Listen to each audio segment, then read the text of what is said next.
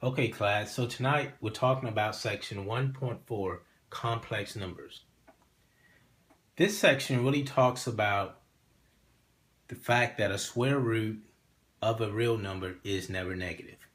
But mathematicians have created an expanded system of numbers called imaginary numbers, which is denoted by the symbol I, that makes certain equations solvable. So, the imaginary unit I is defined as the imaginary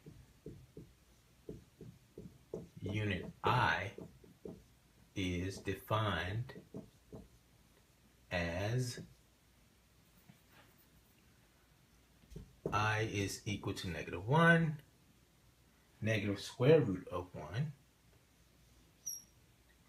where I squared is equal to -1.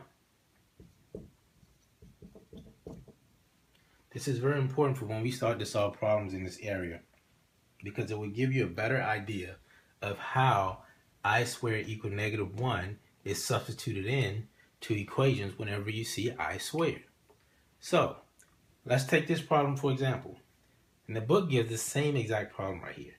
If we have the square root of a -25, we can also write this as -1 times the square root of 25.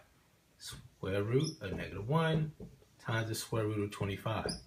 The reason why we can write it like this is because, as I said before, the square root of a real number is never negative.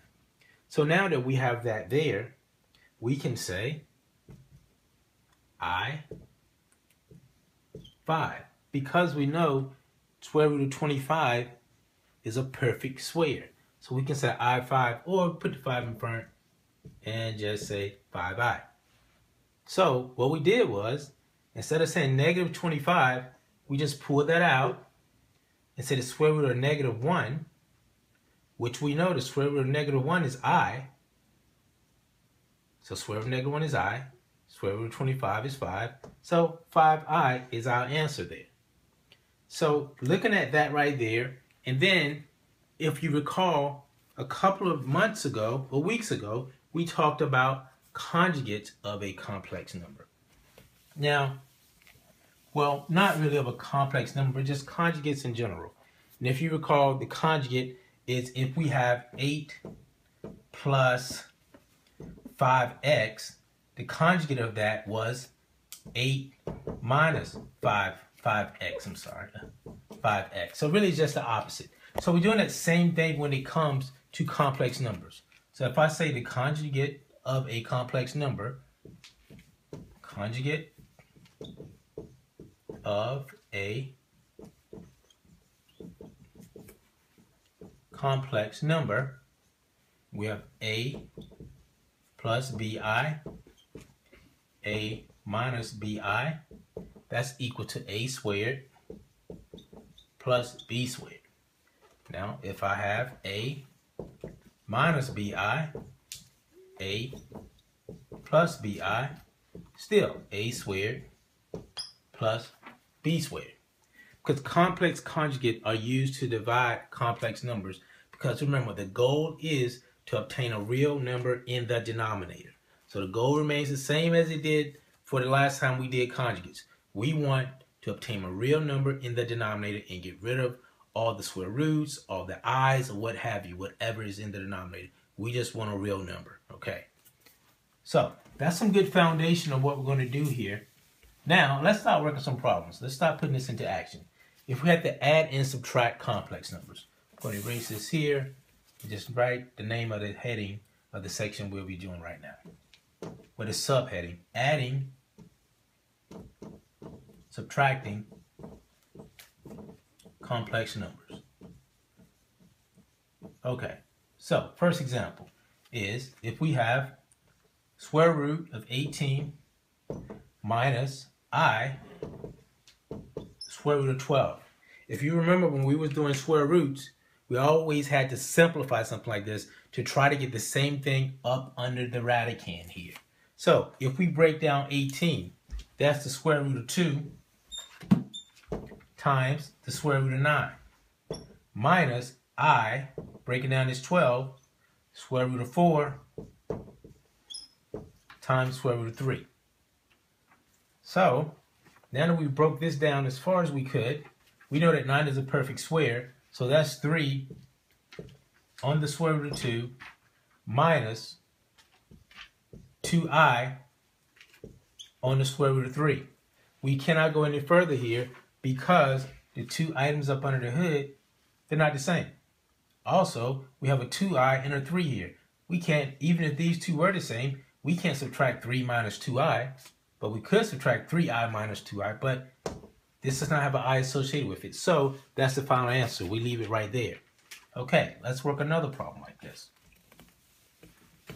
If we have 6 minus 3 plus 2i plus 4 minus 5i. Okay, now, first thing we do, let's get rid of the parentheses here. So now we have 6. Distribute this negative throughout the parenthesis. We're going to do the same thing with this positive.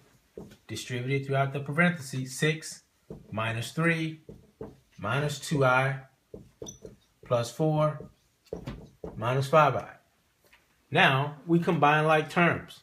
So we have a 6 minus 3 and a plus 4. 6 minus 3 is 3. 3 plus 4 is 7. So that is 7. Now we have a minus 2i and a minus 5i. That's a minus 7i. So 7 minus 7i is our final answer there. Okay, let's do one more, adding and subtracting. Now we have 9 minus 3i plus I squared minus 1 plus 2i plus I squared.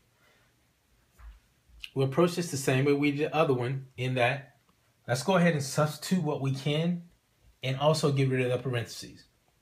Well, we already know that I squared is equal to negative 1, right? We know that I squared is equal to negative 1. We know that because I showed you that when I first started this section right here.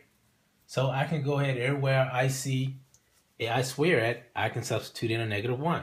So now we have 9 minus 3i right here would be plus negative 1 minus 1 plus 2i plus negative 1, like that. Okay, so now I'm going to go through and get rid of the parentheses. Now I have 9 minus 3i minus 1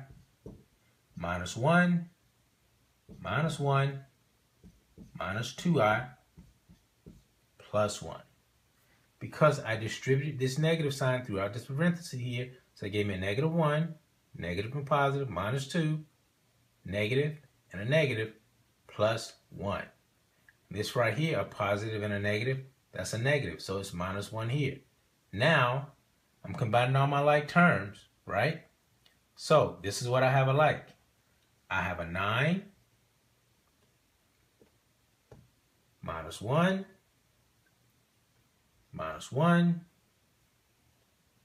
plus 1. So 9 minus 1 is what? 8, exactly.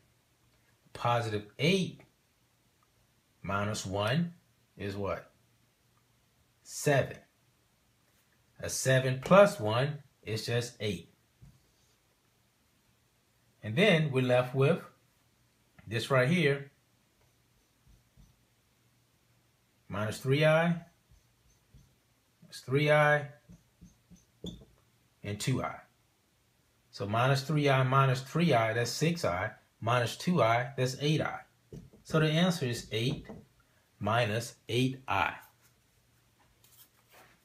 Okay, hope you see what was going on there. We're going to keep moving. Next thing we're going to get into is multiplying complex numbers. So, multiplying complex numbers. Okay, so here, what we have, if I have a 7i multiplied by 2 minus 9i. Distribute this 7i throughout the parentheses here. If I do that, now what I have is 14i minus 9 times 7, 63. 63, I times I squared. What is I squared equals to? Negative 1. We already established that. So now we have 14i minus 63 times a negative 1. Once we simplify that, we have 14i plus 63. And that's our final answer there. Or you could say 63 plus 14i. Whichever way you have it, both of these mean the same. Either one. All right. So I hope you got that, picked up on that real fast. Because just keep in mind, this I squared is equal to negative 1. Knowing that, anywhere I have an I squared, I can substitute a negative 1 in for it. And that's exactly what I did right there. All righty. Moving along. I'm going to work another one. 5 plus 4i and 6 minus 7i. For this problem, I'm going to use the FOIL method. So, using the FOIL method, you remember that? First, outside, inside, last. FOIL method. All right. So first is 5 and 6.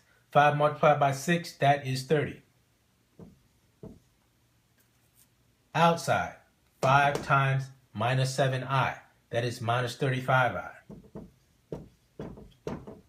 Inside, 4i times 6, that is plus 24i. And then last, 4i multiplied by 7i. That's a negative 28i squared. So, and we have that. Let's simplify some things here. 30, have to bring that down. Now we have a minus 35i minus 24i.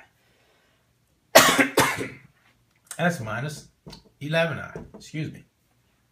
Now I have this minus 28, and we have I squared. Remember, what is I squared?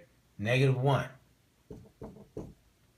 Okay, so then we have 30 minus 11i, negative negative positive plus 28.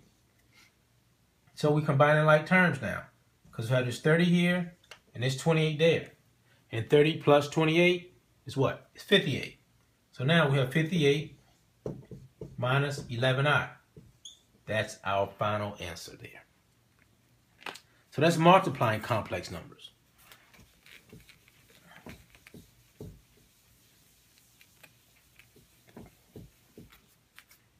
Now, the square root of negative numbers. Let's see that. Let me erase this here. Still in the same section 1.4.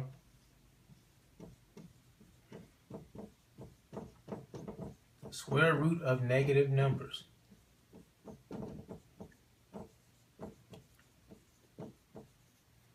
All right. So if we have the negative 27 square root plus square root of a negative 48. Once again, square root of real numbers is never negative. So we pull it out. So pull it out and simplify. So this would be I square root of 3 times the square root of 9 plus I square root of 3 times square root of 16. This step right here, square root of 3, breaking down this 27, we went over that in the last section. So go back to your notes and look at that if you do not understand it. I will not be going deeper into that in this lecture here because we've already went over it. So you have to take it upon yourself to go back and look at this right here. So now that we have this right here, then we're going to break this out. So 3 is not a perfect square. So this is just exactly square root of 3 up under the hood. We keep it there. But square root of 9 is a perfect square. So this is just 3i. Plus, once again, 3 is not a perfect square. Square root of 3, bring it down. 16 is. The square root of 16 is 4. So now we have 4i. So we have the same things up under the radicand, square root of 3 and square root of 3. And we have 3i and 4i. We can definitely add both of those because both of those have I in them. So that means we can bring them together. 3i plus 4i, that is 7i. So the answer is 7i square root of 3. Just that simple. All right, let's keep it moving. Now we have negative 2 plus the square root of negative 3, and that is squared. So let's go ahead and let's just write that out. So we have minus 2 plus square root of negative 3, and write it out again, minus 2 plus square root of negative 3, because it's squared, so we write it out twice. Now, let's pull out this negative here. Minus 2 plus I square root of 3 minus 2 plus I square root of 3. Now that we have that, we can use the FOIL method. Or you may say, hold it. This is similar to the sum of the difference of squares. No, it's not, because this is adding here. So we definitely cannot use that a squared plus b squared. So we have to use the FOIL method and go ahead and just simplify this thing out. Once again, that FOIL method, first, outside, inside, last. So doing that, we know that this would be 4 minus 2i square root of 3 minus 2i square root of 3 plus I squared square root of 9. And we know what I squared is equal to negative 1. So we have a minus 2i square root of 3 and a minus 2i square root of 3. So this is 4 minus 4i square root of 3 plus negative 1 and 3, because 9 is a perfect square. Exactly. Now we have 4 minus 4i square root of 3 minus 3. 4 minus 3, 1. 1 minus 4i square root of 3 is our final answer there. So, first thing we did, we saw this is square, so we wrote it twice. Same exact problem, just wrote it twice. Then, we got rid of the negative and substituted I in for it and kept the 3 up under the hood. Then we just used the FOIL method to actually solve the problem. Just that simple. All right. So let's keep going. One more. Let's do one more with square root. So this is 14 minus 14, negative 14 plus square root of a negative 12 all over 2. Once again, let's get rid of this negative sign up under this up under the hood here. So negative 14 plus I square root of 12 over 2. Now let's break the square root of 12 out. So then we have negative 14 plus I square root of 4 square root of 3 all over 2. Now that we've done that, I'm going to come up here. We have a little bit more space. Minus 14 plus square root of 4 is a perfect square. So that's 2i square root of 3 all over 2. Let's break it up, simplify it a bit more. We can say minus 14 over 2 plus 2i over 2. Sorry, 2i squared root of 3 over 2. Minus 14 over 2. What's that? Minus 7. This is going to cancel out. Minus 7 plus I square root of 3. Final answer. All right. So that's it for the square root of negative numbers. Now, last set of examples we're going to do would be the complex conjugate negative numbers. Complex conjugates. All right. So if we have 5 plus 4i over 4 minus I. Remember what I said about conjugates. It's the opposite of this right here. So my conjugate of that would be what? 4 plus I and 4 plus I. Now that we have that, we can use the FOIL method on the top here. That will be 20 plus outside is 5i, inside 5i, inside 16i, and last is what? 4i squared. 4i squared. And then the denominator, remember what we said about the conjugates? If we have a plus bi and a minus bi, a squared plus b squared, or a minus bi, a plus bi, a squared plus b squared. Here we have 4 minus I, 4 plus I. So a squared, 4 is our a, so it's 4 squared plus I squared. We know what I squared is, right? Exactly. Plus I squared. Now, what do we do with that? So we come here, we combine what we have in our numerator here. That's 20 plus 21i minus 4. 20 plus 21i minus 4. And this is 16 plus 1. 16 plus 1. So now that we have that, the answer is 16 plus 21. Oops. Put this 21 a little high there. As well as this plus sign. So 16 plus 21i, because 20 minus 4 is 16, 21i, and that's all over 17. Let's try, see if we can simplify that and break it down even more. And sometimes the book is okay with you leaving it like this. Sometimes they may want you to 16 minus 17 plus 21i over 17. If you can do it this way, leave it right here and simplify it as needed, that is perfectly fine. But remember, the book always wants you to simplify it or reduce it if that's possible. Here, as we can see, we can't reduce this anymore. So really, we could have left it like this or keep it like that. It really doesn't matter. All right. Now let's do one more like that.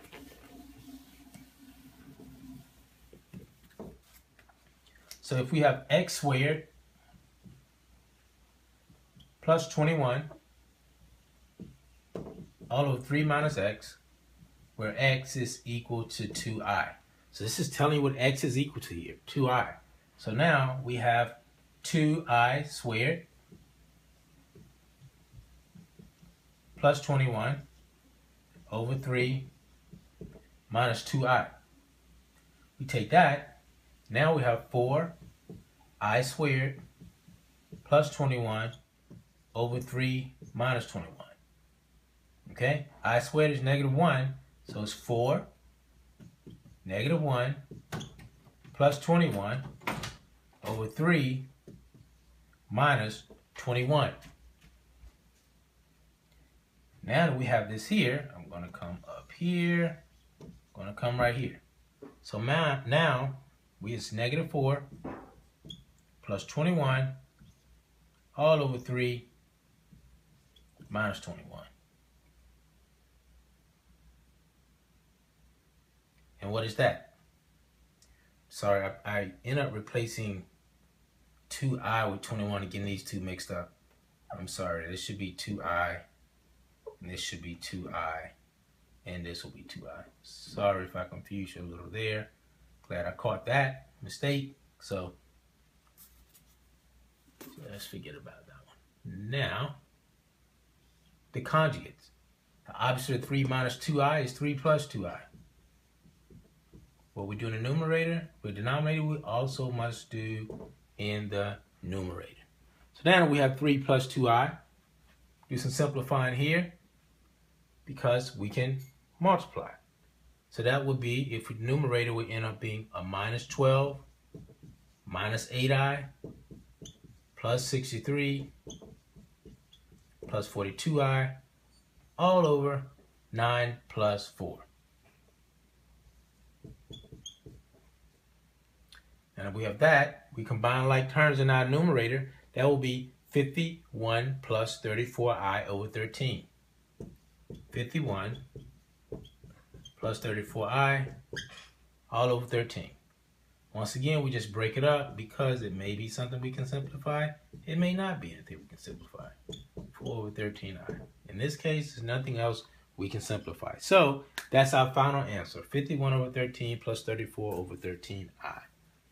Okay, well, that right there concludes section 1.4 of complex numbers. Thank you.